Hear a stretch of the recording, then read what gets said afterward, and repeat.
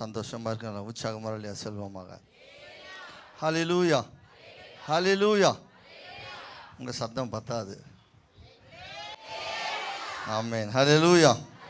கர்த்தருடைய பரிசுத்த நாமத்துக்கு மகிமை உண்டாவதாக.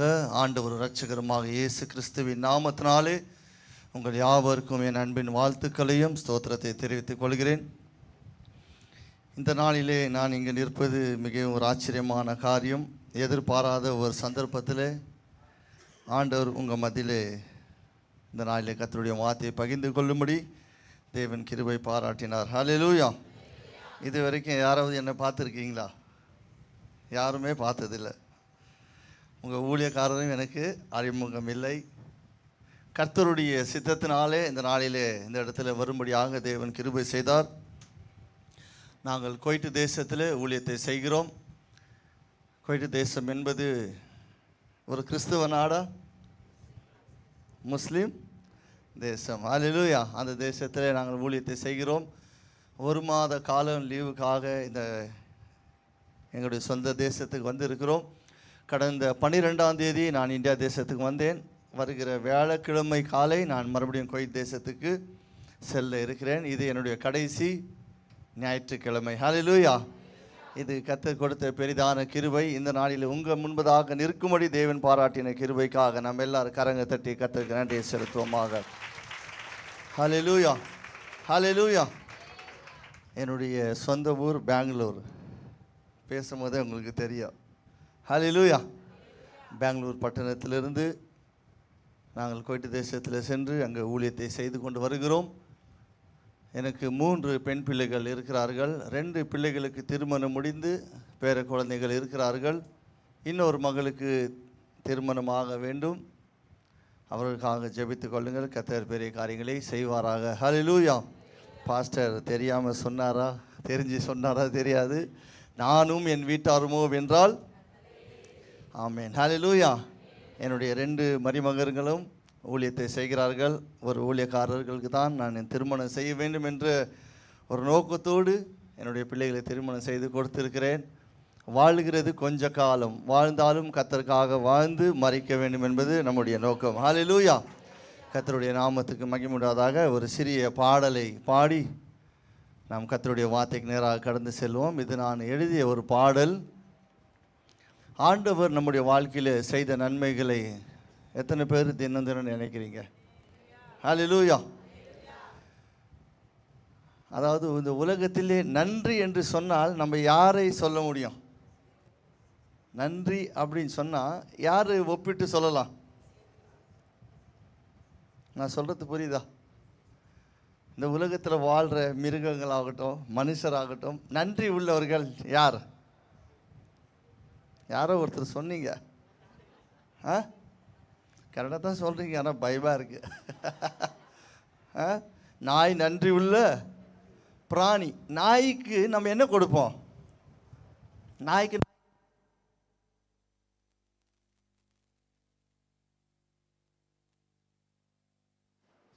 Praise the Lord. ஹல்லேலூயா. நாய்க்கு நம்ம என்ன கொடுக்கும்? சாப்பாடு கொடுப்போம். அதனால் அந்த நாய் என்ன செய்யும்? நம்ம மேலே அன்பு பாசத்தை காட்டும். நமக்காக ஒருத்தர் ரத்தத்தையே கொடுத்துருக்கிறாரு, நமக்காக ஒருத்தர் ஜீவனையே கொடுத்துருக்கிறாரு. அவருக்கு நம்ம என்ன செய்யணும்? எப்படி இருக்கணும்? சந்தோஷமாக சொல்லுங்களேன். எப்பொழுதும் அவருக்கு நம்ம எப்படி இருக்கணும்? நன்றி உள்ளவர்களாக இருக்கணும். ஹல்லேலூயா. கர்த்தருடைய நாமத்துக்கு மகிமை உண்டாவதாக. ஒரு டி மைனர் கொடுங்க. ஆமென். ஹல்லேலூயா. 6/8 பீட் போடுங்க. கோடா கோடி நன்றி சொன்னால் உமக்கு போதுமா? நீங்க எனக்கு செய்த உதவி மறக்க முடியுமா? கோடா கோடி நன்றி சொன்னால் உமக்கு போதுமா? நீங்க எனக்கு செய்த உதவி மறக்க முடியுமா?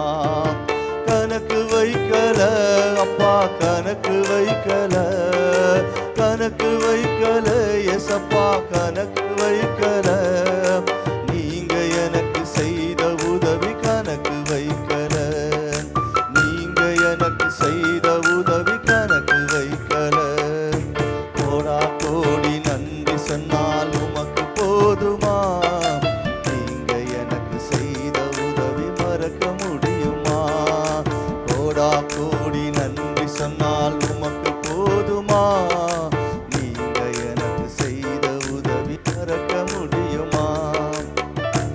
பாட்டு எத்தனை பேருக்கு புரியுது? தெரிஞ்சுங்க, என்னோட சேர்ந்து பாடுங்க.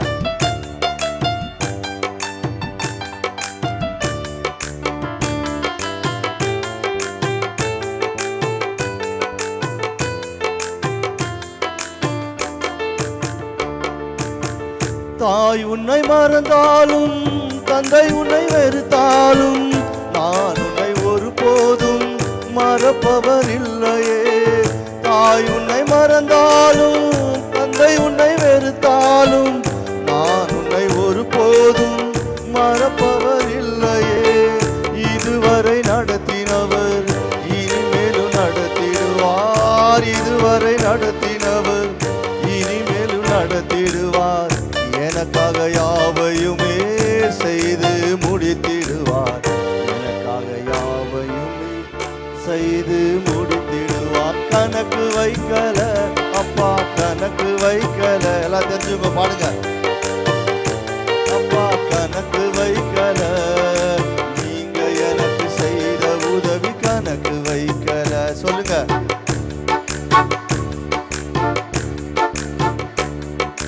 கணக்கு வைக்கல அப்பா. எத்தனை பேர் கணக்கு வச்சிருக்கீங்க கர்த்தர் செய்தத? நம்ம நன்றி உள்ளவர்களா இருக்கிறோமா? நீங்க எனக்கு செய்த உதவி கணக்கு வைக்கல, நீங்க எனக்கு செய்த உதவி கணக்கு வைக்கல. கோடா கோடி நன்றி சொன்னால் உமக்கு போதுமா? நீங்க எனக்கு செய்த உதவி மறக்க முடியுமா?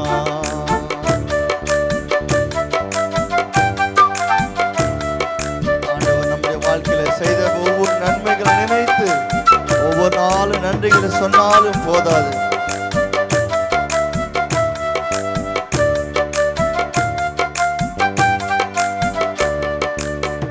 நாளைய தினத்தை குறித்து கவலைப்படாதே, இன்றைய நாளுக்கு நன்றி சொல்லிடு. நாளைய தினத்தை குறித்து கவலைப்படாதே, இன்றைய நாளுக்கு நன்றி சொல்லிடு. உனது தேவைகளை நாள்தோறும் தருவேனே, உனது தேவைகளை நாள்தோறும் தருவேனே. உன்னை என் பிள்ளையை போல் பாதுகாப்பேனே, உன்னை என் பிள்ளையை போல் பாதுகாப்பேனே. அப்பா கணக்கு வைக்கல,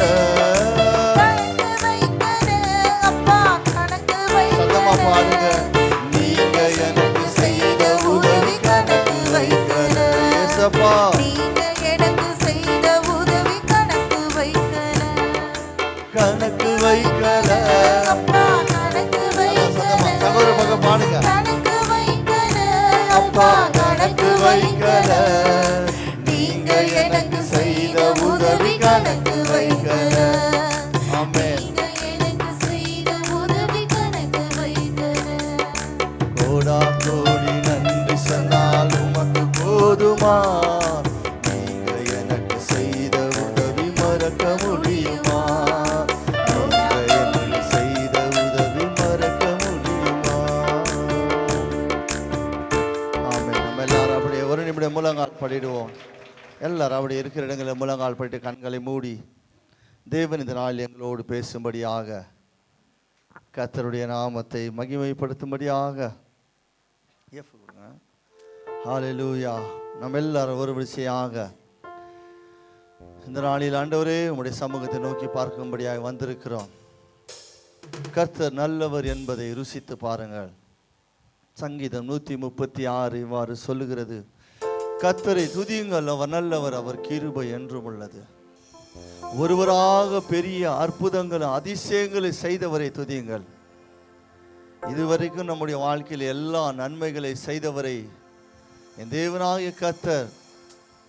எத்தனை பேர் சொல்லுவீங்க, நான் நிற்கிறதும் நிர்மூலமாகாமல் இருக்கிறது உம்முடைய சுத்த கிருபை. மரணமே உன் கூர் எங்கே, பாதாளமே உன் ஜெயம் எங்கே? வெள்ளம் போல சத்ரு வந்தாலும் தேவாவியானவர் எனக்காக ஜெயக்கொடியை பிடிக்கிறவராக இருக்கிறார். நம்ம எல்லாரும் அப்படியே உள்ளத்தின் ஆழத்திலிருந்து ஒரு விஷயமாக எனக்கு ஒத்தாசை வருகிற பர்வதங்களுக்கு நேராக என் கண்களை ஏறெடுப்பேன். வானத்தையும் பூமியையும் உண்டாக்கின கர்த்தரிடத்திலிருந்து எனக்கு ஒத்தாசை வரும் என்று எல்லாரும் உள்ளத்தின் ஆழத்திலிருந்து தேவன் இந்த நாள் எங்களோடு நீ பேசுவீராக.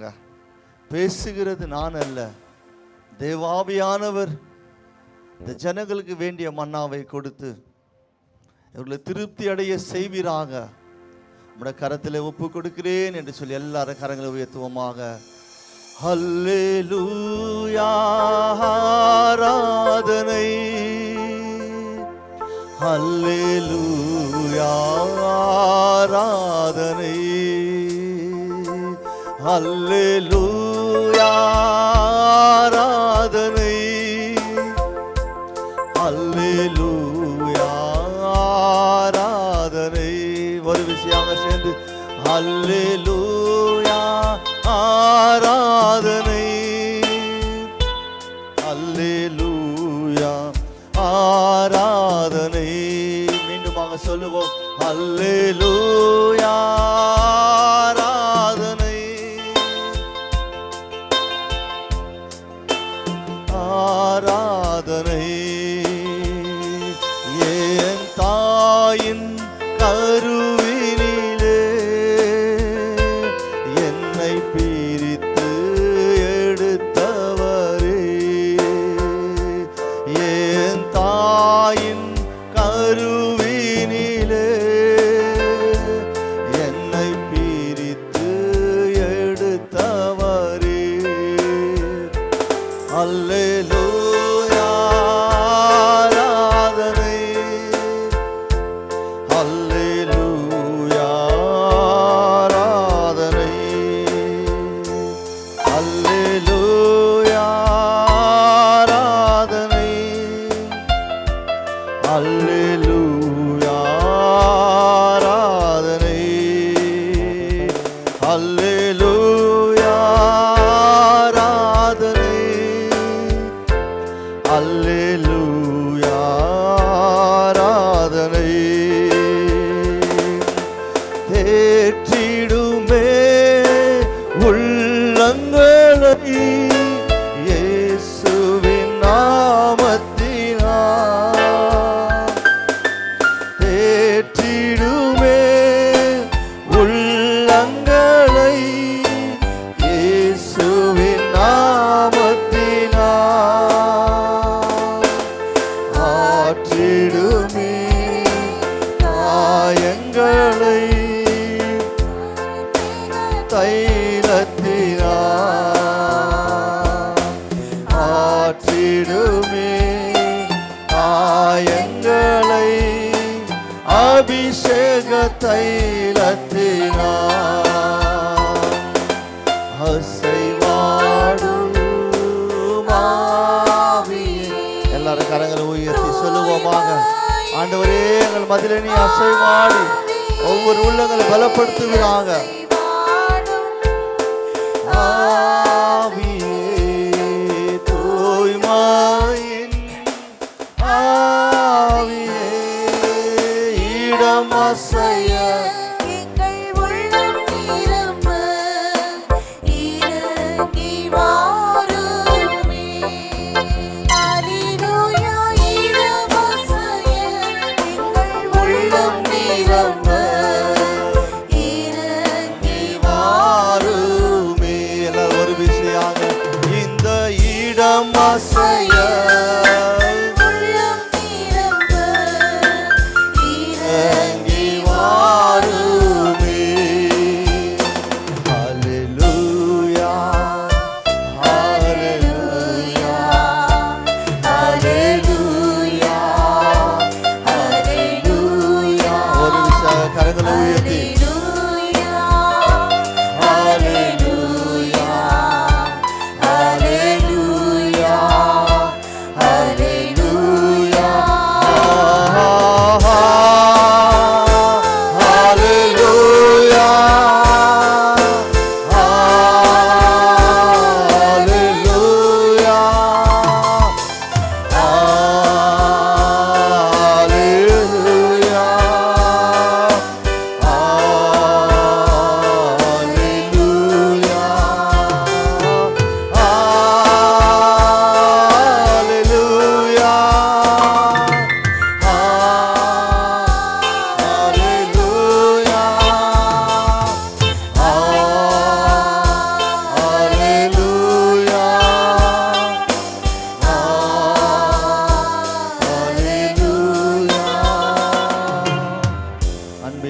பிதாவே, நன்மையான நல்ல வேலைக்காய் நன்றி செலுத்துகிறோம். தேவனாய கர்த்தர் எங்களோடு இடைப்படுவீராக. உடைய கரத்தில் ஒப்பு கொடுக்கிறோம். இயேசுவின் நாமத்தினாலே ஜெபிக்கிறோம் நல்ல பிதாவே, ஆமென். ஹல்லேலூயா, ஹல்லேலூயா, ஹல்லேலூயா. சந்தோஷமா இருக்கீங்களா? ஹல்லேலூயா. கர்த்தருடைய நாமத்துக்கு மகிமை உண்டாவதாக. இந்த நாளிலே கூட கர்த்தருடைய வார்த்தைக்கு நேராக கடந்து செல்லலாம். எல்லாருக்கும் தெரிந்த ஒரு வேத பகுதியே உபாகமம் எழுதின புஸ்தகம் 28வது அதிகாரத்தை நம்ம எல்லாரும் திருப்புவோம். உபாகமம் 28வது அதிகாரத்தை திருப்பிக் கொள்ளுவோம். முதலாவது வசனத்தை எடுத்தவர்கள் வாசியுங்கள். இன்று நான் உனக்கு விதிக்கிற தேவனாகிய கர்த்தருடைய கட்டளைகளின் படியெல்லாம் செய்ய நீ கவனமாய் இருக்கும்படிக்கு அவர் சத்தத்திற்கு உண்மையாய் செவி கொடுப்பாயானால் உன் தேவனாகிய கர்த்தர் பூமியில் உள்ள சகல ஜாதிகளிலும் உன்னை மேன்மையாக வைப்பார். ஆமென். ஹல்லேலூயா, ஹல்லேலூயா.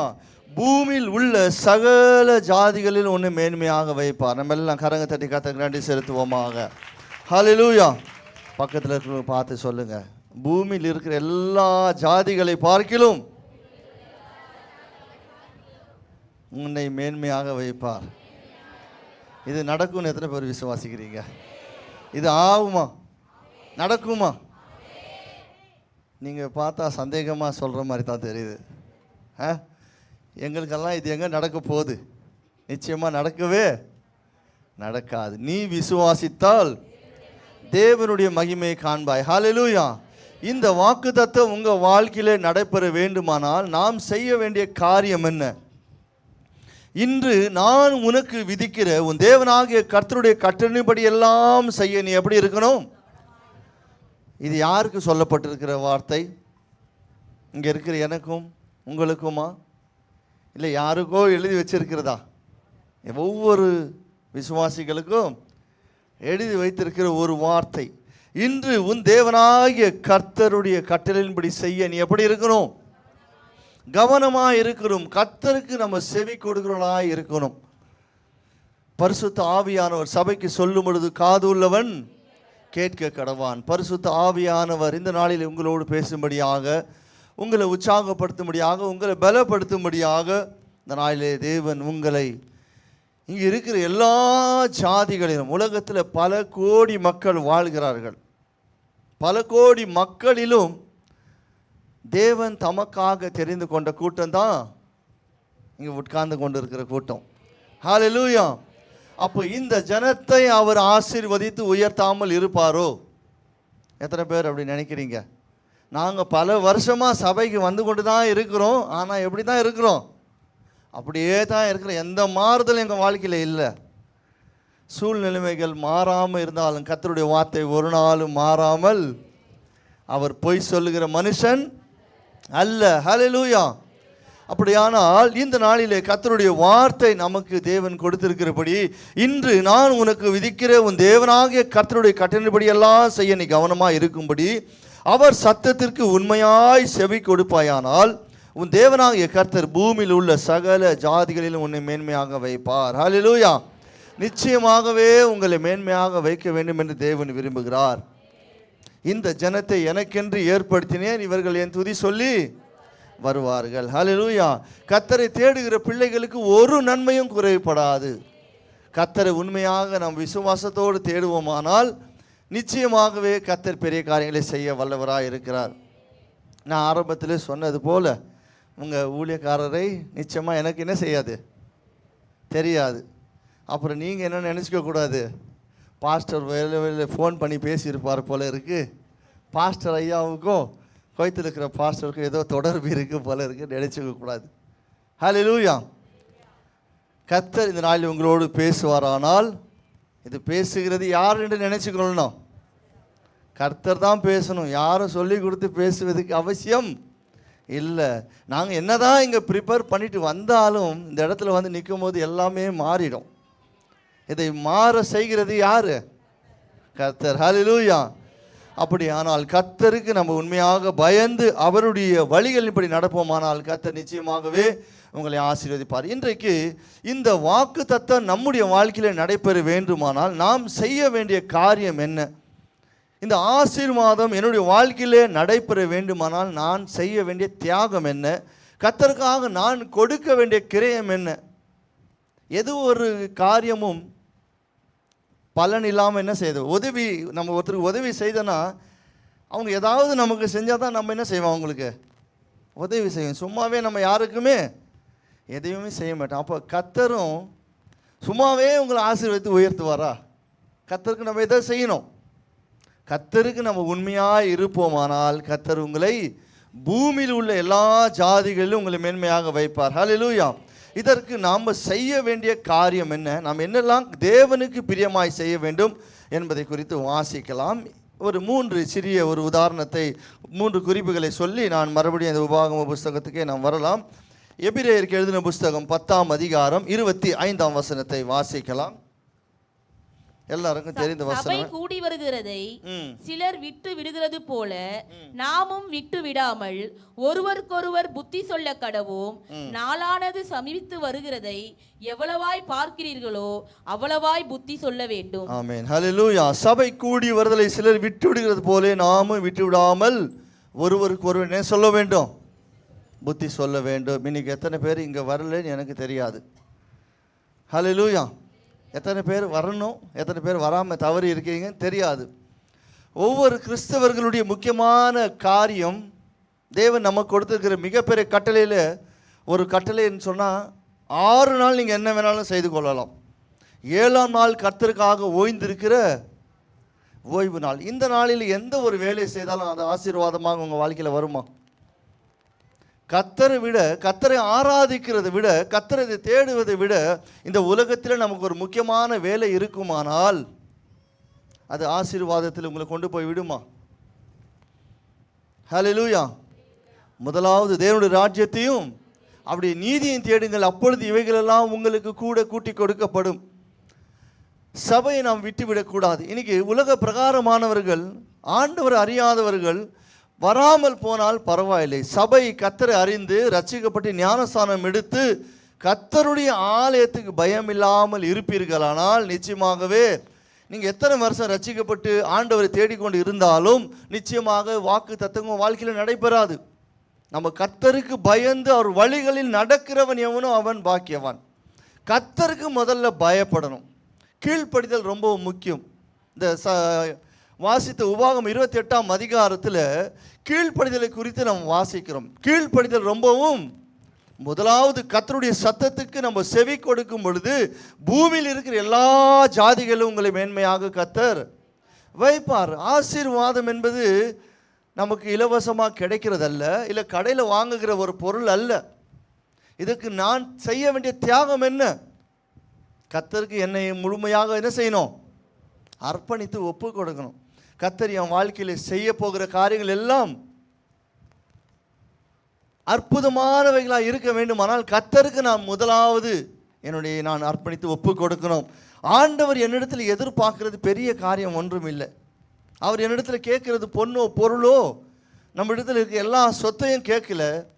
முதலாவது நீ என்ன செய்யணும்? தேவனுடைய ராஜ்யத்தையும் அவருடைய நீதியையும் தேடு. சிலர் சபையை விட்டு விடுகிறது போல இன்னைக்கு அநேகர் விட்டு விடுகிறார்கள். சபைக்கு வராதவர்களை நீங்கள் என்ன செய்யணும்?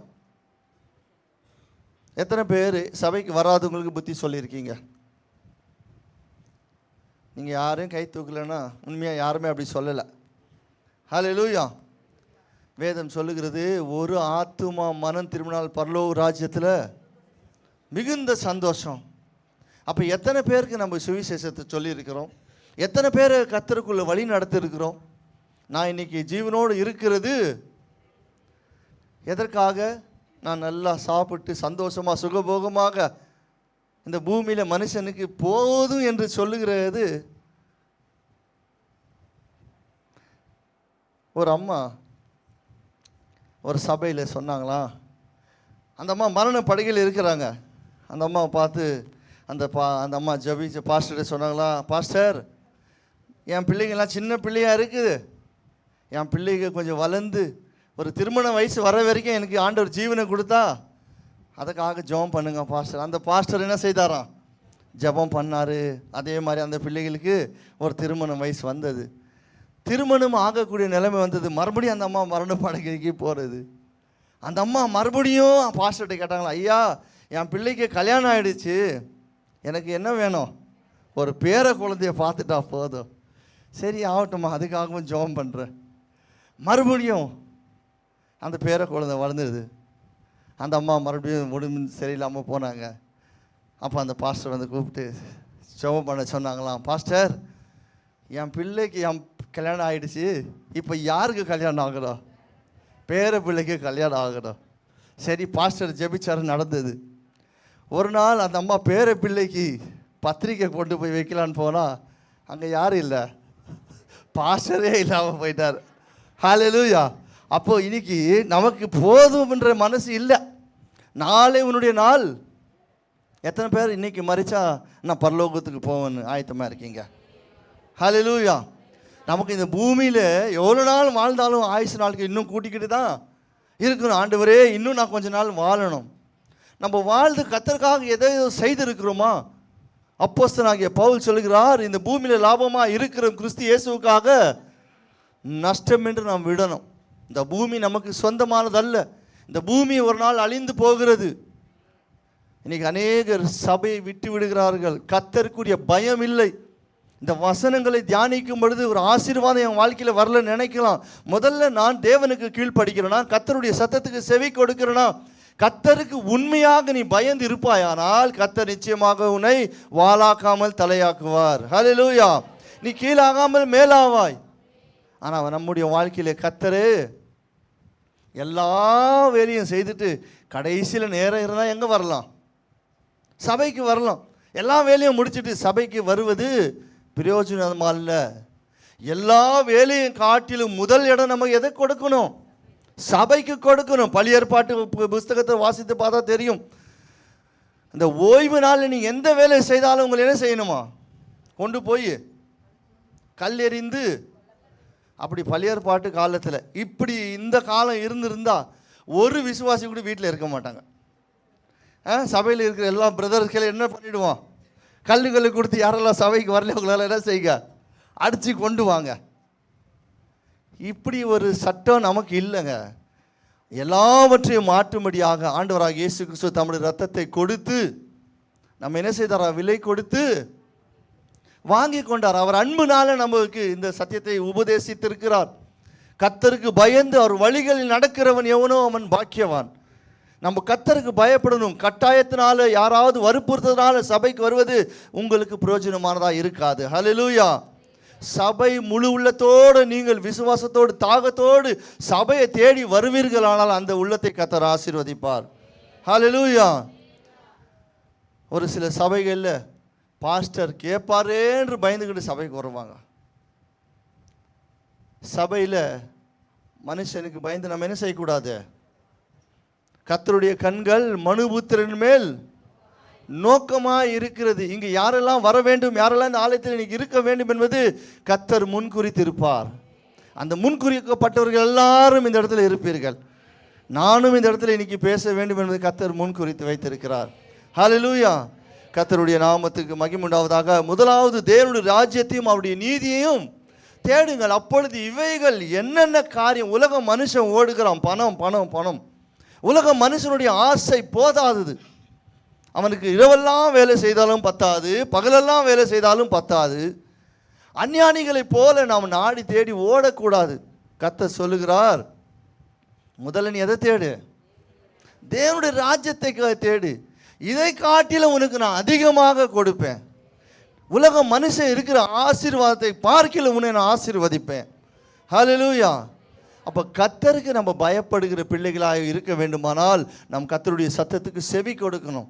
முதல்ல கீழ்ப்படிதல் ரொம்ப முக்கியங்க. ஒரு மனுஷனை கர்த்தர் உயர்த்த வேண்டும் என்று சொன்னால் அவன் கர்த்தருடைய வார்த்தைக்கு கீழ்ப்படிந்து நடக்கிறவனா இருக்கணும். ஆபிரகாமை கர்த்தர் உயர்த்தினார், ஆசீர்வதித்தார். ஆபிரகாம் கர்த்தருடைய வார்த்தைக்கு எல்லா விதத்திலும் எப்படி இருந்தாருங்க? கீழ்ப்படிந்து நடந்தார்.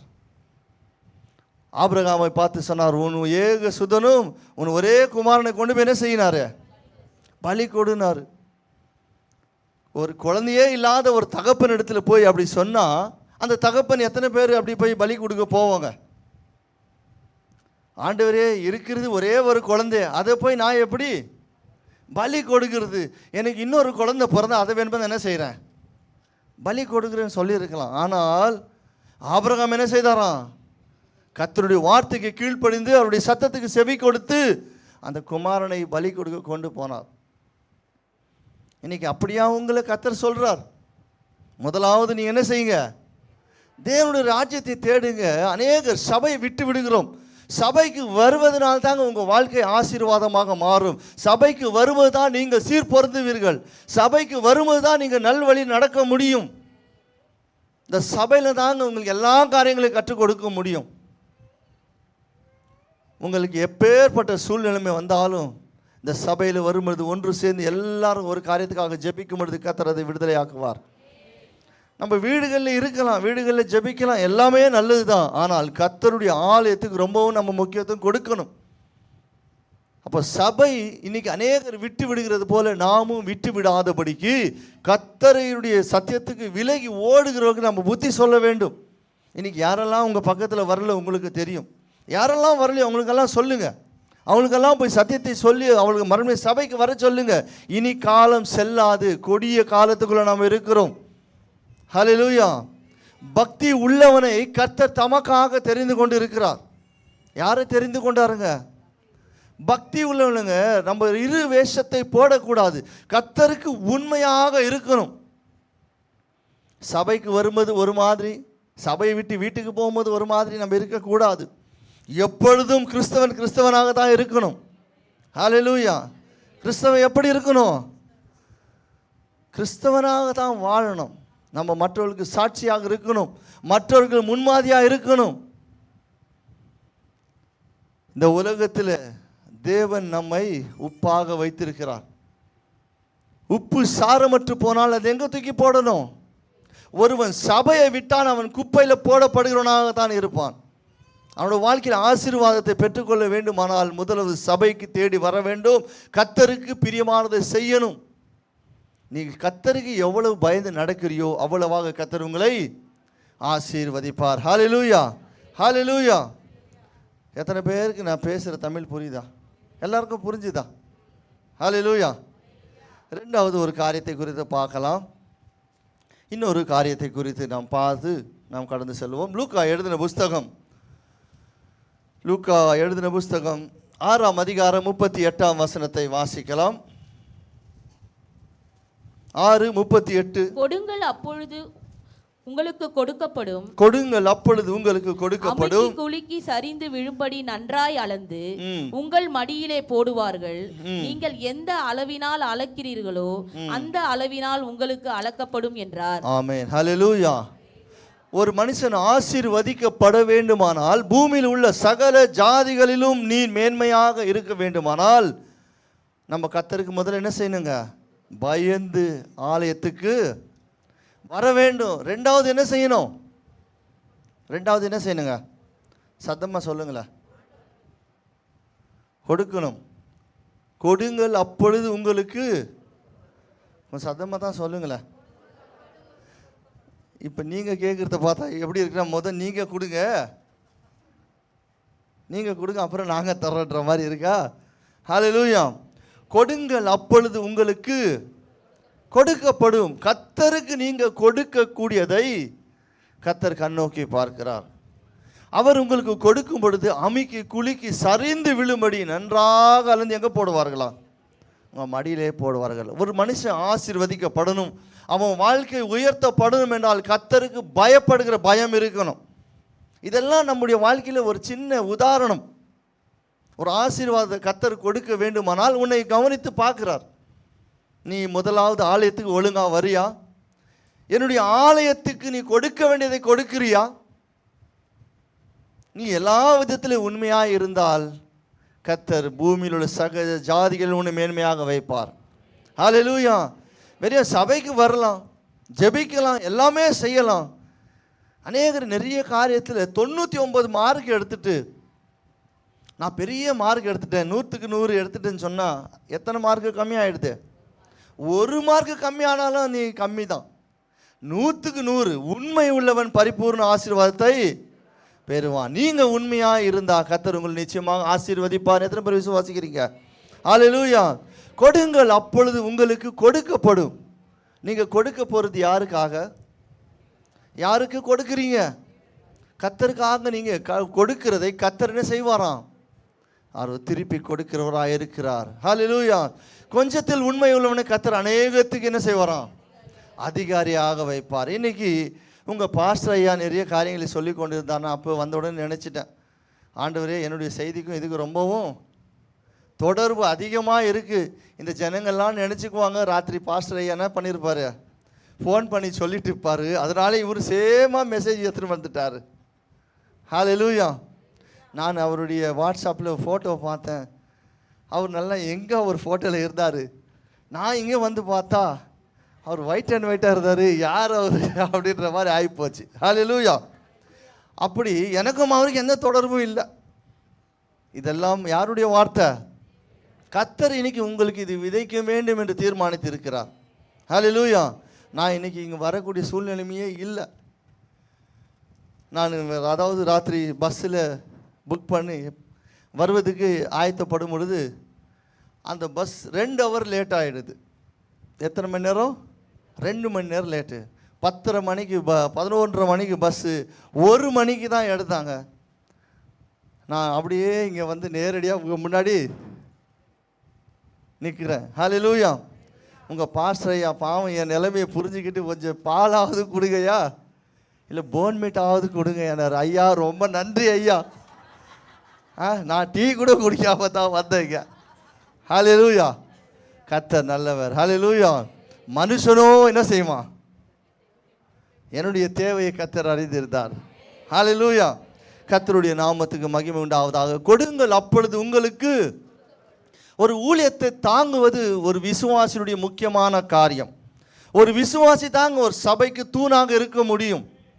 ஒரு விசுவாசி தான் ஊழியரை தூக்கி நிறுத்த முடியும். மோசே சோர்ந்து போன பொழுது என்ன செய்தாங்களா? உங்களுடைய என்ன செய்தாங்க சொல்லுங்களேன். ஒரு ஊழியக்காரர் வந்து உங்களிடத்தை சொல்லக்கூடாது. என்ன பண்ணக்கூடாது? சொல்லக்கூடாது. நீங்க உற்சாகமாக கொடுத்தால் கர்த்தர் உங்களை என்ன செய்வாரா? உற்சாகமாக நீங்க கொடுக்கும் பொழுது கர்த்தர் உங்களை உற்சாகமாக ஆசீர்வதிப்பார்.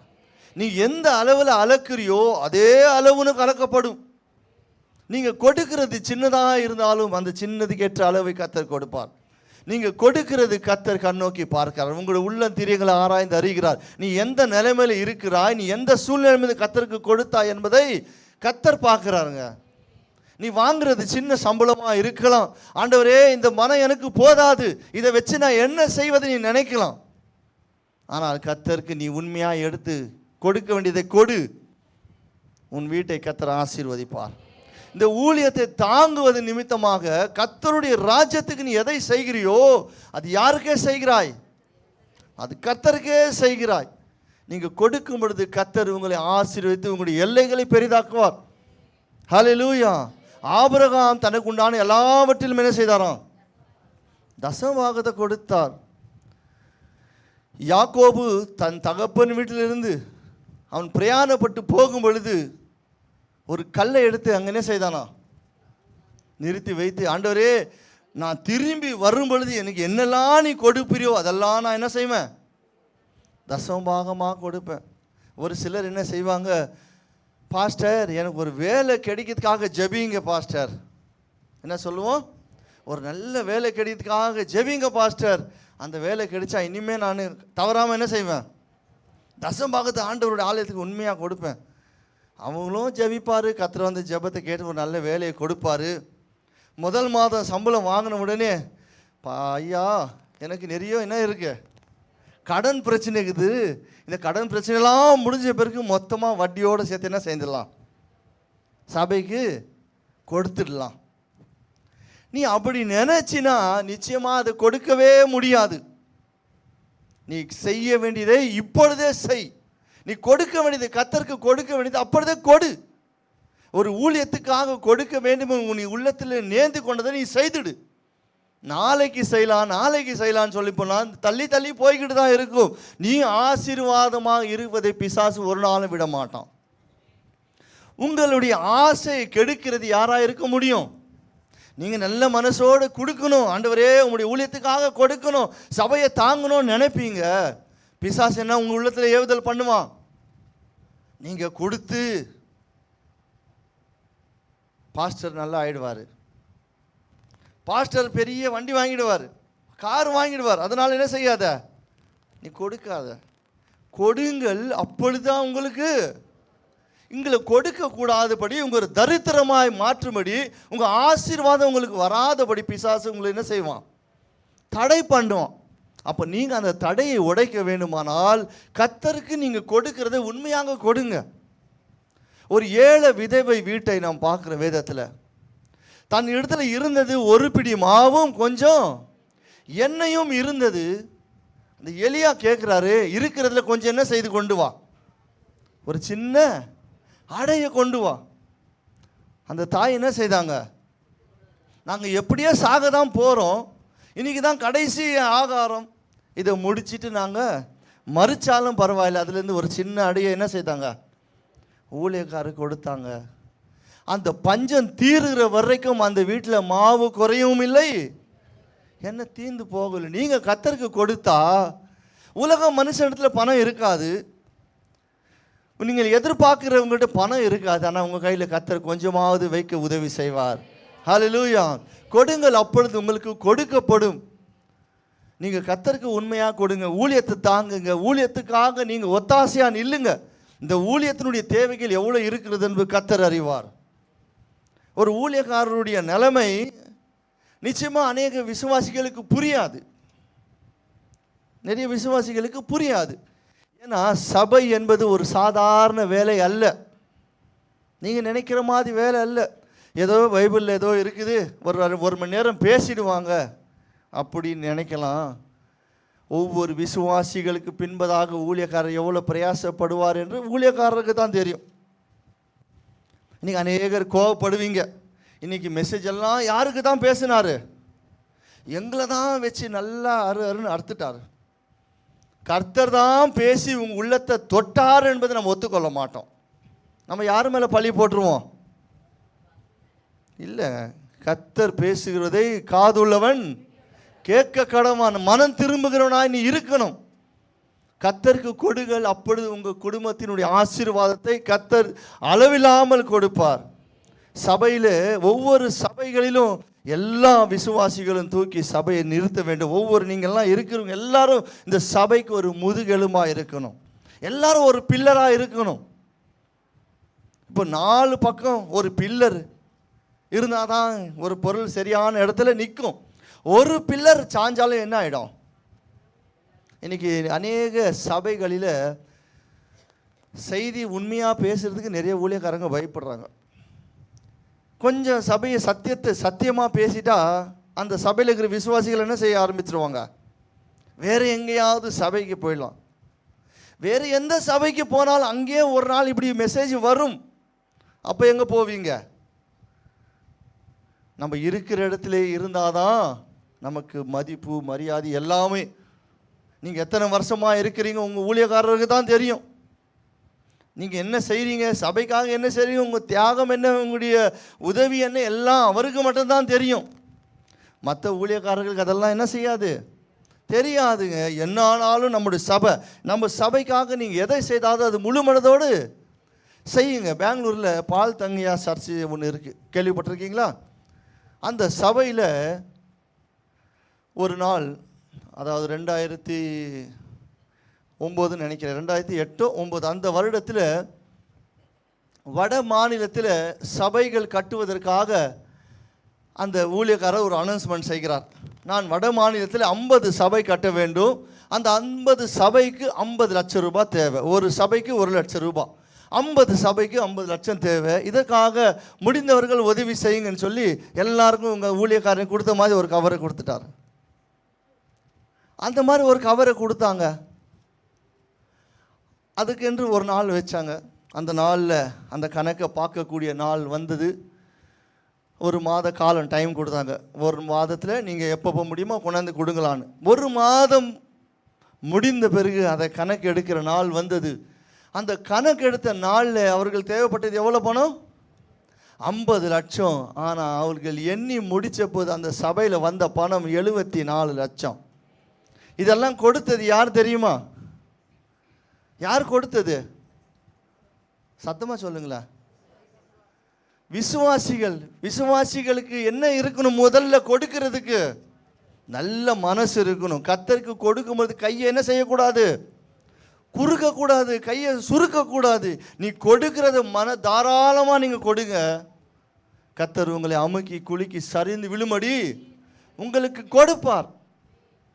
வஞ்சிக்கிறதுனால நம்ம வாழ்க்கை ஆசீர்வதிக்கமாக மாறாது. கர்த்தருடைய பணத்தை ஒரு நாள் நம்ம என்ன செய்யக்கூடாது? வஞ்சிக்க கூடாது. கொடுங்கள், அப்பொழுது உங்களுக்கு கொடுக்கப்படும். அமுக்கி குலுக்கி சரிந்து விழுந்து போகிற அளவுக்கு கர்த்தர் கொடுப்பார்.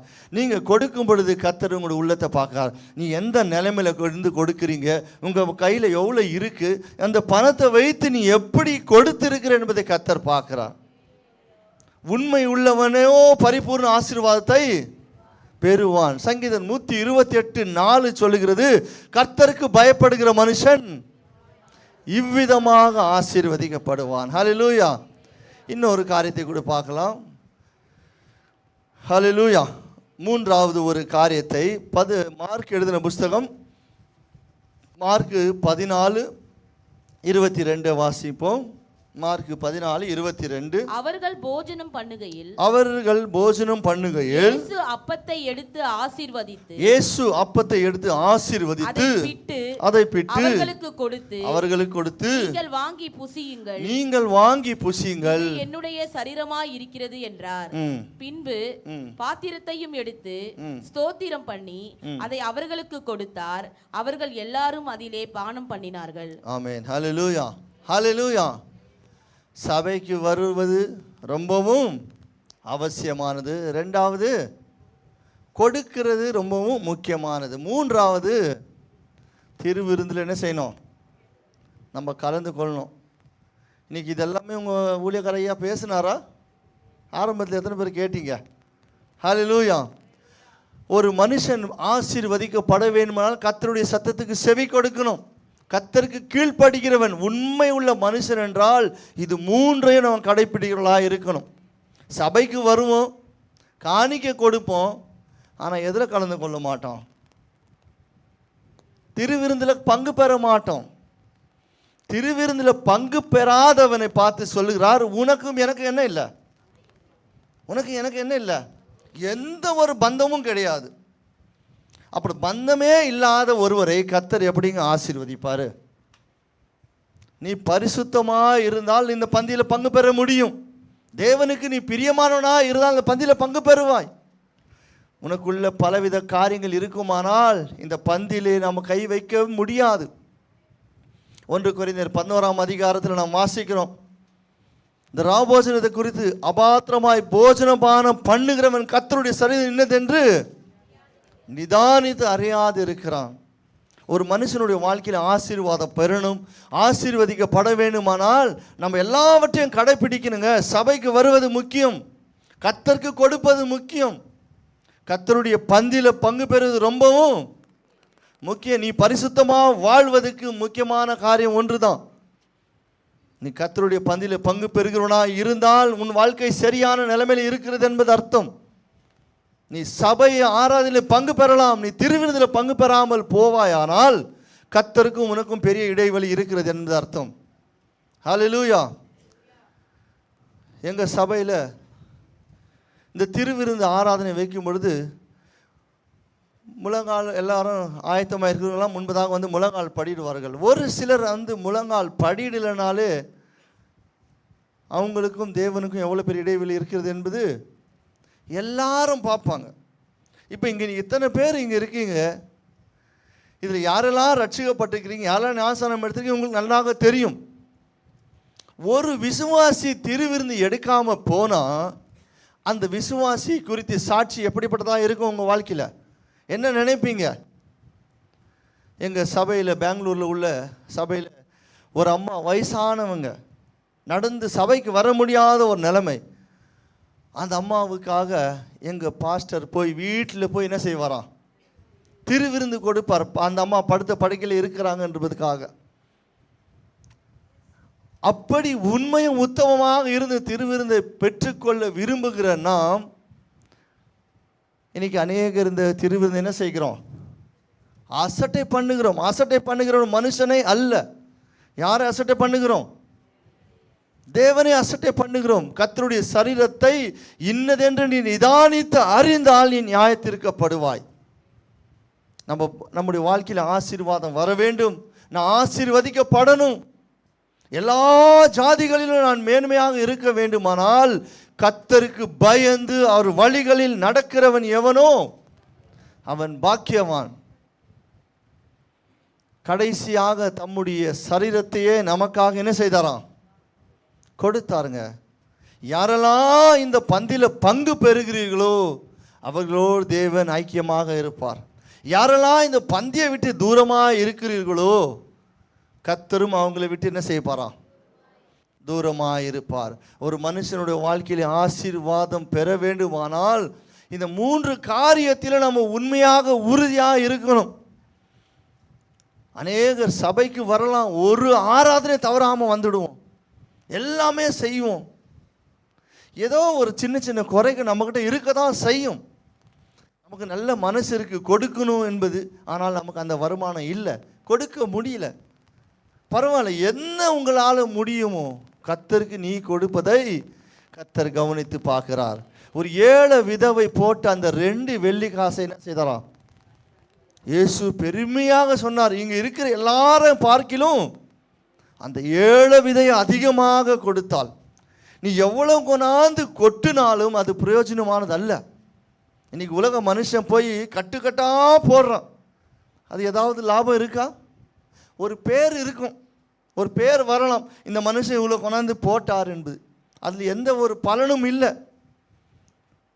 எத்தனை பேருக்கு நான் சொல்கிறது புரியுது? ஆண்டவருக்கு நீங்கள் உண்மையாக கொடுக்கும் பொழுது கர்த்தருக்கு நீங்கள் கொடுக்கிறத கர்த்தர் உங்ககிட்ட கடன் வைக்கிறவர் அல்ல, அதை வாங்கி மறைத்து வைக்கிறவரும் அல்ல. கர்த்தருக்கு கொடுக்கும் பொழுது மன சந்தோஷத்தமாக கொடுங்க, உற்சாகமாக கொடுங்க. உற்சாகமாக கொடுக்கிற இடத்தில் தேவன் பிரியமாக இருக்கிறார். திருவிருந்து ஆராதனையில் பங்கு பெறுவது ஒவ்வொரு கிறிஸ்தவனுடைய முக்கியங்க. இது திருவிருந்து பங்கு பெறுவது அதுக்காக நம்முடைய தகுதி ரட்சிக்கப்பட்டு ஞானஸ்தானம் எடுக்கிறவனாக மட்டும்தான் அந்த பந்தியில் பங்கு பெற முடியும். அப்போ அந்த தகுதி இருந்தும் நம்ம அதை விட்டு விலகுகிறோம் என்றால் தேவனுக்கும் நமக்கு பெரிய இடைவெளி இருக்கிறது. உனக்குள்ளே இருக்கிற எந்த சுவாபமானால் எந்த பாவமானாலும் எல்லாவற்றையும் தூக்கி என்ன செய்யணும்? எல்லாவற்றையும் போட்டுட்டு ஆண்டவருக்கு நீ உண்மை உத்தமமாக இருந்து பாரு. கர்த்தருக்கு இந்த கட்டளைகளை கீழ்ப்படிந்து நடந்து பார். பூமியில் இருக்கிற எல்லா ஜாதிகளிலும் கர்த்தர் உங்களை மேன்மையாக வைப்பார். ஹல்லேலூயா. எத்தனை பேருக்கு அப்படி இருக்கணும்னு ஆசை? பூமியில் இருக்கிற எல்லா ஜாதிகளிலும் பாஸ்டர் ஐயா சொன்னார், குவைட்டில் இருக்கிறவங்கெல்லாம் ரொம்பவும் என்னன்னு சொன்னார்? ரொம்ப ரிச் மேன். உலக மனுஷன் ரிச் மேனா, கர்த்தருடைய பிள்ளைங்க ரிச் மேனா? அப்போ நம்ம வாழ்க்கையில் என்ன கடைபிடிக்கணும்? கர்த்தருடைய சத்தத்துக்கு செவி கொடுக்கணும். அவருடைய கட்டளைக்கு நம்ம கீழ்ப்படிந்து நடப்போமானால் இப்பொழுது சொல்லப்படுகிற எல்லா ஆசீர்வாதங்களும் உங்கள் மேலே வந்து உங்களுக்கு பலிக்கும். ஹல்லேலூயா. எத்தனை பேர் இந்த 3 காரியத்தை கடைபிடிப்பீங்க? எத்தனை பேர் சபைக்கு வராமல் இன்னைக்கு தான் வந்திருக்கீங்க? ரொம்ப நாள் வரல, இன்னைக்கு தான் வந்தேன்னு யாராவது இருந்தால் கை தூக்குங்களை பார்க்கலாம். அப்படி யாருமே இல்லை. ஹல்லேலூயா. இனிமேல் யாரெல்லாம் வரலையோ அவங்களுக்கெல்லாம் எத்தனை பேர் புத்தி சொல்லுவீங்க? சொல்லுவீங்களா? வராதவங்களெல்லாம் அடுத்த வாரம் கூட்டிகிட்டு வருவீங்களா? ஹல்லேலூயா. 2வது என்ன செய்யணும்? கொடுக்கணும். அடுத்த முறை பாஸ்டர் ஐயா கவர் கொடுக்காமலே நீங்கள் என்ன செய்யணும்? அவர் ஒரு வார்த்தை சொன்னார், நான் அப்பயே நினச்சேன். கணவன் மனைவி 2 பேர் என்ன செய்யாதீங்க, 2 கவர் வாங்கினா பரவாயில்ல, யாருக்கு கொடுக்க போகிறோம்? யாருக்கு கொடுக்குறோம்? கொடுங்க. கர்த்தர் உங்களுக்கு ஆசீர்வதிப்பார். கணவனுக்குள்ள ஆசீர்வாதம் உங்களுக்கு வரும், மனைவிக்குள்ள ஆசீர்வாதம் உங்களுக்கு வரும். ஹல்லேலூயா. ஆசீர்வாதம் வந்தால் மட்டும் எங்களுக்கு கொடுங்க. கஷ்டம் வந்தால் என்ன பண்ணுங்க? கஷ்டம் வந்தால் பாஸ்டர் ஐயாவுக்கு கொடுங்க. ஹல்லேலூயா. நீங்கள் கொடுக்கும் பொழுது உற்சாகமாக கொடுப்பார்கள். எங்கள் சபையில் பெங்களூரில் சின்ன பிள்ளைகளுக்கெல்லாம் ஒரு உண்டி கொடுத்துருப்பாங்க. இங்கே அப்படி கொடுத்துருக்கீங்களா? அந்த உண்டியில் எல்லாம் சின்ன பிள்ளைகள் தங்களுக்கு கொடுக்குற பணத்தெல்லாம் சேர்த்து வைப்பாங்க. சேர்த்து வைத்து ஒரு வருஷத்தில் ஒரு முறையோ இந்த சண்டே கிளாஸ் நேரத்துலையோ இல்லை கிறிஸ்மஸ் டைம்லையோ கொண்டு வந்து கொடுப்பாங்க.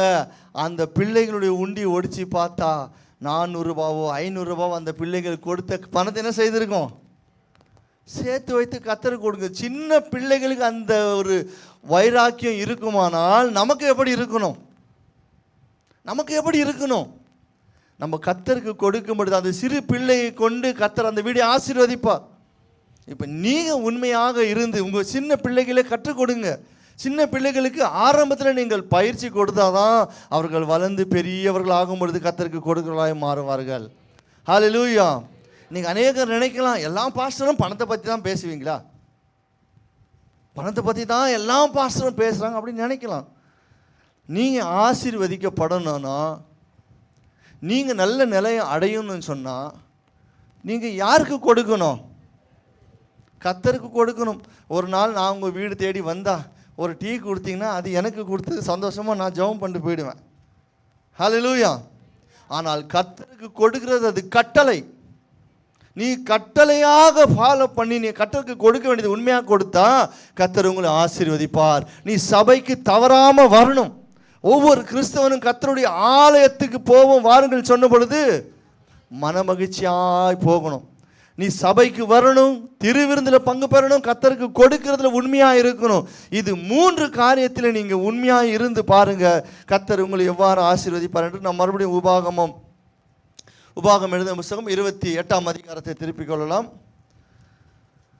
வாசிப்பு அதே வசனத்திலிருந்து. இன்று நான் உனக்கு விதிக்கிற உன் தேவனாகிய கர்த்தருடைய கட்டளைகளின் படியெல்லாம் செய்ய நீ கவனமாய் இருக்கும்படிக்கு அவர் சத்தத்திற்கு உண்மையாய் செவி கொடுப்பாயானால் உன் தேவனாகிய கர்த்தர் பூமியில் உள்ள சகல ஜாதிகளிலும் உன்னை மேன்மையாக வைப்பார். ஆமென். வாசிங்க. நீ உன் தேவனாகிய கர்த்தரின்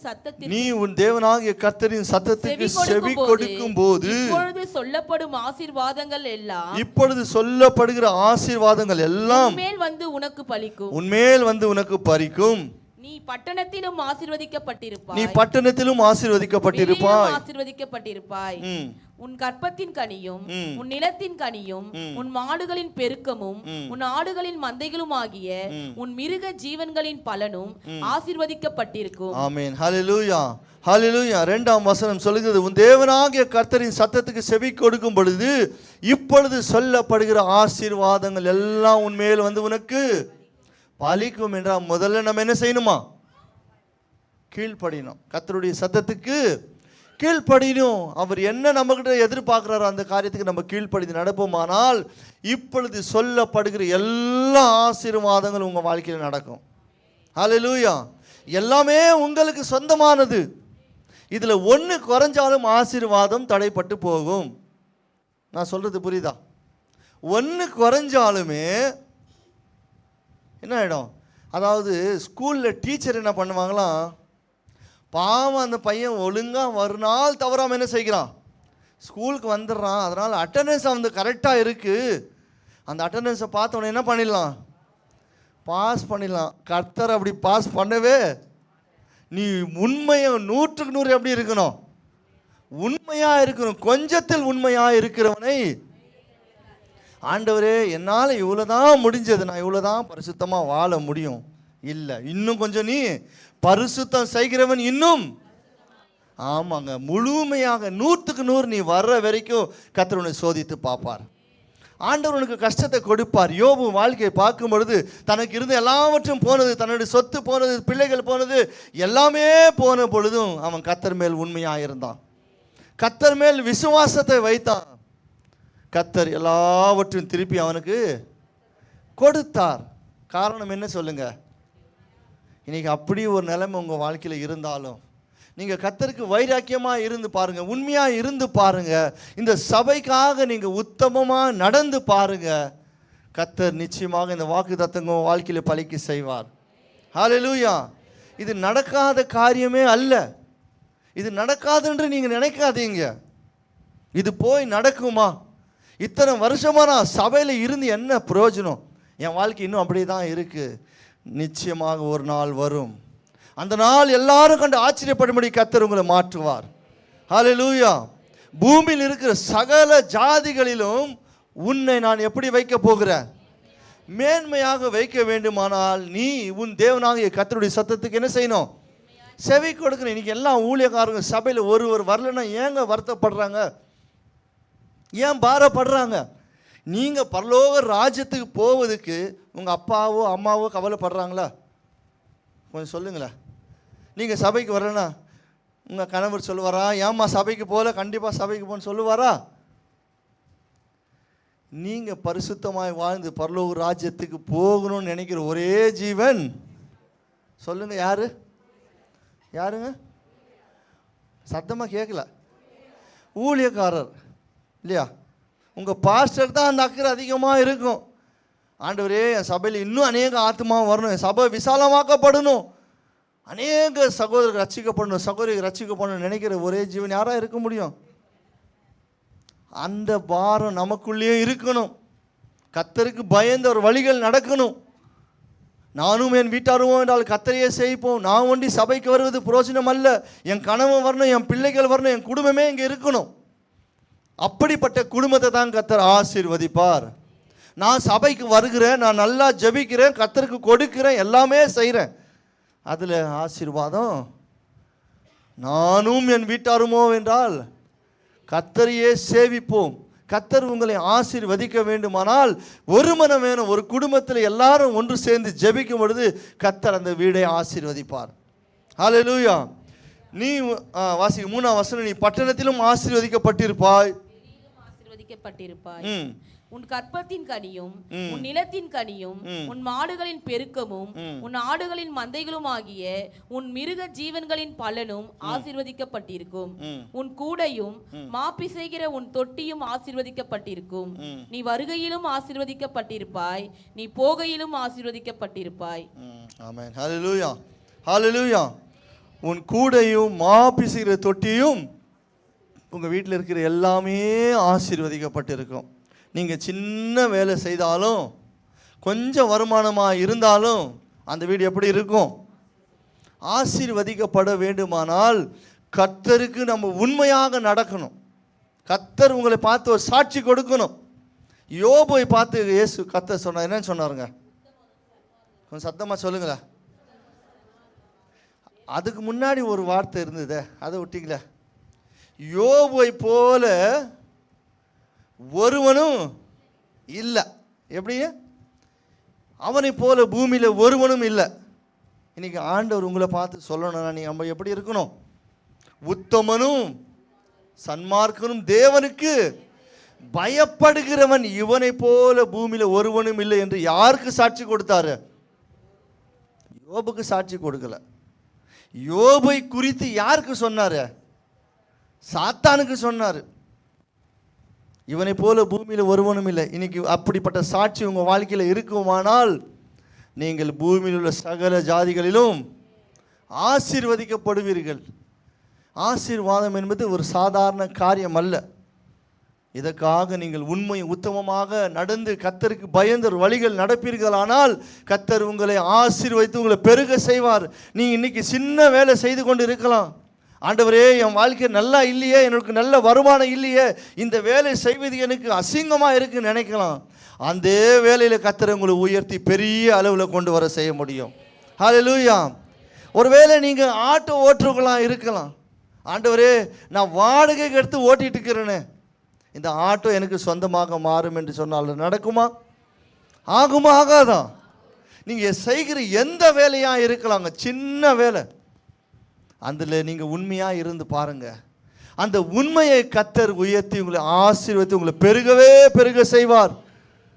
பூமியில் இருக்கிற எல்லா ஜாதிகளிலும் உங்களை மேன்மையாக வைக்க வேண்டும் என்று தேவன் விரும்புகிறார். ஒரு கிறிஸ்தவன் என்று சொன்னால் அவன் ஆசீர்வாதமாக தான் இருக்கணும். இன்றைக்கி அநேகர் கிறிஸ்தவர்களை பார்த்து சொல்லுவார்கள், உங்களுக்கு வெளிநாட்டிலேருந்து என்ன வருது? வெளிநாட்டிலேருந்து பணம் வருது. அப்படி என்னால் வெளிநாட்டில் இருக்கிறவங்கெல்லாம் யாராக இருப்பாங்க? கிறிஸ்தவங்க. அவங்கெல்லாம் எப்படி இருக்கிறாங்க? ஆசீர்வாதமாக இருக்கிறதால தான் நமக்கு என்ன வருது அப்படின்னு நினைப்பு. இன்னைக்கு இந்தியாவிலேருந்து எத்தனை நாட்டுக்கு பணம் போகுது எத்தனை பேருக்கு தெரியும்? இந்தியாவிலிருந்து அநேக ஊழியர்களை தாங்குறவங்க இங்கே இருக்கிறாங்க, அது நமக்கு தெரியாது. அப்போ ஒவ்வொருவருக்கும் என்ன முக்கியமான காரியம்? கர்த்தருக்கு நம்ம என்ன செய்யணும்? உண்மையாக நடக்கணுங்க. நீங்கள் எதை செய்தாலும் வெளிநாட்டு பணத்தை எதிர்பார்த்து நம்ம இல்லை, வெளிநாட்டிலேருந்து வருகிற பணத்தினால் நம்ம ஆசீர்வதிக்கப்படலை. இன்னைக்கு சபை கட்டப்படுவதற்கு தன் சொந்த மக்களே கர்த்தருடைய ஆலயத்துக்கு கொடுத்து உயர்த்தி சபையை நடத்த செய்தார்கள். அன்றைக்கு மோசே இஸ்ரவேல் ஜனங்கள் வழிநடத்தி கொண்டு வரும் பொழுது கர்த்தர் சொல்கிறார், போய் உன் ஜனத்திடத்தில் கேள். என்ன சொன்னார்? உன் ஜனங்கள் இடத்துல போய் சொல்லு, அவங்ககிட்ட இருக்கிறதெல்லாம் கொடுப்பாங்கன்னு. அந்த ஜனங்க என்ன செய்தாங்களாம்? தன்னிடத்துல இருக்கிற காதில் கம்பல் கையில் இருக்கிற எல்லாவற்றையும் என்ன செய்தாங்க? எடுத்துக்கொண்டு கொடுத்தாங்க. மோசே போதும்னு சொல்லுகிற அளவுக்கு கொடுத்து மோசே பலப்படுத்தினாங்க. கர்த்தருக்கு நீங்கள் கொடுக்கும் பொழுது கர்த்தர் உங்களை கவனிக்கிறார். நீ எந்த அளவில் அளந்தியோ அதே அளவு உனக்கு அளந்து கொடுக்கப்படும். ஊழியத்தை தாங்குங்க, சபையை பலப்படுத்துங்க, ஊழியக்காரருக்கு சப்போர்ட்டாக நில்லுங்க, ஒத்தாசையாக நில்லுங்க. இதெல்லாம் ஒரு நாளைக்கு உங்கள் கணக்கில் வரும், இதெல்லாம் ஒரு நாளைக்கு உங்கள் கணக்கில் வந்து நிற்கும். நீ எந்த நிலைமையில் நீங்கள் கொடுக்குறீங்க எங்களுக்கு தெரியாது, கொடுக்கிற நிலைமை எனக்கு தெரியாது. கொடுக்கிற சூழ்நிலைமையை கர்த்தர் கண்ணோக்கி பார்க்க. ஒரு முறை எங்கள் சபையில் நடந்த ஒரு கதை. ஒரு நாள் நான் ஒரு வீட்டில் ப்ரேயர் பண்ண போகும்பொழுது அந்த அம்மா எனக்கு ஒரு சின்ன காணிக்கை கொடுத்தாங்க. நான் அநேகமாக எந்த வீட்லேயும் வாங்க மாட்டேன், அவங்கக்கிட்டே ப்ரேயர் பண்ணி கொடுத்துருவேன். ஒரு நாள் அது கொடுத்துட்டாங்க, நான் வாங்கிட்டு வந்துட்டேன். அது எனக்கு அந்த மறுபடியும் கொடுக்கணுன்ற எண்ணம் வரல, நானும் வாங்கிட்டு வந்துட்டேன். அந்த அம்மா யாருக்கிட்டையோ சபையில் உள்ளவங்கிட்ட சொல்லிக்கிறாங்க, பாஸ்டர் திருப்பி கொடுத்துருவான்னு தான் நான் தைரியமாக கொடுத்தேன். எப்படி? பாஸ்டர் திரும்பி கொடுத்துருவார் தான் கொடுத்தேன், ஆனால் இந்த வாட்டி என்ன பண்ணிட்டாரு? கொடுக்காம போயிட்டாரு. ஹல்லேலூயா. நான் நினச்சேன், ஆண்டவரே எல்லா மாதிரியும் கொடுத்துட்றேனே, அவங்களுக்கு ஆசீர்வாதம் வராமல் நான் என்ன செய்கிறேன்? தடை பண்ணுறேன்னு வாங்கிட்டேன். அதனால் உங்கள் பாஸ்டர் அப்படி சொல்ல மாட்டார். நீங்கள் என்ன பண்ணுங்க? கர்த்தருக்கு உண்மையாக கொடுத்து ஆசீர்வதித்து ஊழியத்தை தாங்குங்க. கர்த்தர் உங்களை ஆசீர்வதிப்பாராக. ஒரே ஒரு வசனத்தை அதை வாசிப்போம். இன்று நான் உனக்கு விதிக்கிற உன் தேவனாகிய கர்த்தருடைய கட்டளையின்படி எல்லாம் செய்ய நீ கவனமாக இருந்து அவர் சத்தத்துக்கு உண்மையாய் செவி கொடுப்பாயானால் உன் தேவனாகிய கர்த்தர் பூமியில் உள்ள சகல ஜாதிகளில் உன்னை மேன்மையாக வைப்பார். ஹல்லேலூயா. கர்த்தர் உங்களை பூமியில் இருக்கிற சகல ஜாதிகளிலும் மேன்மையாக வைக்க வேண்டுமானால் கர்த்தருக்கு பயந்து அவருடைய சத்தத்துக்கு செவி கொடுத்து அவருடைய விருப்பத்தை நீங்கள் செய்வீர்களானால் நிச்சயமாக கர்த்தர் உங்களை ஆசீர்வதிப்பார். அப்படியே ஒரு நிமிஷம் எல்லாம் எழுந்து நிற்போம். ஆமென். ஹல்லேலூயா. கர்த்தர் இந்த நாளிலே உங்களோடு பேசியிருப்பார் என்று எத்தனை பேர் விசுவாசிக்கிறீங்க? நான் ஒருவேளை கொடுக்காமல் இருந்திருக்கலாம், ஆண்டவரே இந்த சபைக்கு நான் தாங்காமல் இருந்திருக்கலாம். நான் கொடுக்கிறேன்னா என் கரத்தை பலப்படுத்துங்க, என் கரத்தை கொடுக்கிற அளவுக்கு மாற்றுங்க. என்னால் முடியாது, என்னால் கொடுக்க வழி இல்லை. நீங்கள் மனுஷனுக்காக எதை செய்யலை, கர்த்தருக்காக எதை செய்தாலும் நல்மனதோடு செய்யுங்க. சபையில் ஒரு சின்ன வேலை செய்தாலும் அது மனுஷருக்கு என்று அல்ல, ஒரு ஊழியக்காரர் சொல்லுகிற அளவுக்கு நம்ம நடந்து கொள்ளக்கூடாது. ஒரு சேரை எடுத்து போட்டாலும் கர்த்தருக்காக நீங்கள் செய்கிறீங்க, ஒரு பாயை மடித்து வச்சாலும் அது கர்த்தருக்காக செய்கிறீங்க. உங்கள் உள்ளத்தை கர்த்தர் பார்க்குறாங்க. உண்மை உள்ளவன் பரிபூர்ண ஆசீர்வாதத்தை பெறுவான். ஒரு தீர்மானத்துக்கு வாங்க, ஆண்டவரே இனிமேலாவது நான் ஆண்டவரே இதுவரைக்கும் நான் என்னோட வாழ்க்கையில் கர்த்தருக்கு கொடுக்காமல் இருந்திருக்கேன், இனிமே உண்மையாக கொடுக்க விரும்புகிறேன். ஆண்டவரே என் குடும்பம் ஆசீர்வதிக்கப்படணும், என் பிள்ளைகள் ஆசீர்வதிக்கப்படணும், என் கர்ப்பத்தின் கனிகள் ஆசீர்வதிக்கப்படணும், என் கையிட்டு செய்கிற எல்லா வேலையும் ஆசீர்வதிக்கப்படணும் அப்படின்னு நினைக்கிறவங்க எல்லாருமே உள்ளத்தின் ஆழ்த்திலிருந்து ஒரு நிமிடம் அப்படியே ஒப்பு கொடுங்க.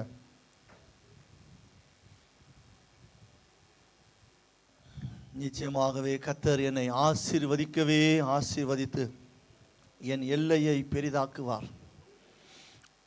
அவர் செய்த நன்மைகளுக்காக எண்ணத்தை செலுத்துவேன். கர்த்தருடைய நாமத்துக்கு மகிமை உண்டாகும்படியாக கர்த்தர் நல்லவர் என்பதை ருசித்து பாருங்கள். அவர் நல்லவர் என்பதை ருசித்து பாருங்க. ஆண்டவரே, எங்களுக்கு இருக்கிறது சின்னது தான்பா, இருக்கிறது கொஞ்சம் மாவும் கொஞ்சம் எண்ணெயும், இது என்ன செய்ய முடியும் என்று நினைக்காதீங்க. கர்த்தருக்காக உண்மையாக கொடுங்க, வைராக்கியத்தோடு கொடுத்து பாருங்க. எல்லா வீடிலும் அடுப்பு அணைஞ்சாலும் உங்கள் வீடில் கர்த்தர் எரிய செய்வார், உங்கள் வீடை ஆசீர்வதிப்பார். அவன் என்னிடத்தில் வாஞ்சியாக இருக்கிறபடியால் அவனை உயர்ந்த அடைக்கலத்தில் வைப்பேன். இந்த நாளிலே கர்த்தர் உங்கள் வாழ்க்கையில் ஒரு ஆசீர்வாதத்தை கட்டளையிட வேண்டுமானால் நம்ம எல்லாவற்றிலும் உண்மையாக இருக்கணும். சபைக்கு ஓடி வரணும், சபையை தாங்கணும், சபையுடைய சட்டத்திட்டங்களுக்கு கீழ்ப்படியணும், சபையுடைய பந்தியில் பங்கு பெறணும். நம்ம கர்த்தருக்கு பயந்து நடக்கிறவர்களாக இருப்போமானால் இந்த பூமியில் இருக்கிற எல்லா ஜனங்களிலும் கர்த்தர் என்னை மேன்மையாக வைப்பார் என்பது விசுவாசிக்கிறவங்க எல்லாரும் ஒரு நிமிஷம் ஒரு தீர்மானத்தோடு இங்கேருந்து போங்க. யோபுவின் வாழ்க்கையை யோசித்து பாருங்க. அவன் முன்னிலைமையை பார்க்கிலும் அவன் பின்னிலைமை ஆசீர்வாதமாக இருந்தது, இரட்டத்தனையான ஆசீர்வாதமாக இருந்தது. அப்படி ஒரு வாழ்க்கை கர்த்தர் தர வேண்டுமானால் நம்ம எல்லாரும் ஒப்பு கொடுப்போம். ஆமென். ஹல்லேலூயா, ஹல்லேலூயா, ஹல்லேலூயா, ஹல்லேலூயா, ஹல்லேலூயா. இந்த வேளையில் உம்முடைய நாமத்தை உயர்த்துகிறோம் என்று சொல்லி எல்லாரும் ஒப்பு கொடுப்போம், ஒப்பு கொடுப்போம், ஒப்பு கொடுப்போம். ஆமென். ஹல்லேலூயா, ஹல்லேலூயா. எல்லாரும் ஆண்டவரே, கர்த்தர் எங்கள் வாழ்க்கையில நிச்சயமாக ஒரு அற்புதத்தை செய்வீர் என்று உற்சாகத்தோடு நம்ம எல்லாரும் கரங்க தட்டி கர்த்தர் நாமத்தை மகிமைப்படுத்துவோமாக. ஸ்தோத்திரம், ஸ்தோத்திரம், ஸ்தோத்திரம். ஆகும் எல்லாமாகும், உம்மாலேதான் எல்லாமாகும். ஆகும் எல்லாமாகும், உம்மாலேதான் எல்லாமாகும். ஆகும் உம்மாலேதான் எல்லாமாகும். உம்மாலாகாத காரியம் ஒன்றுமில்லை, உம்மாலாகாத காரியம் ஒன்றுமில்லை. எல்லாமே உம்மாலாகும். அல்லேலூயா. எல்லாமே உம்மாலாகும். ஆகும் எல்லாமாகும், உம்மாலேதான் எல்லாமாகும். உற்சாகமாக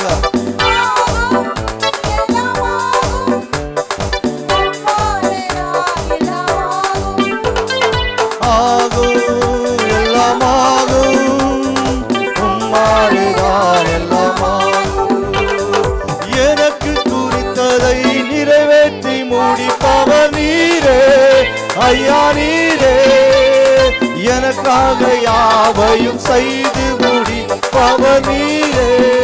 ஐயா நீரே,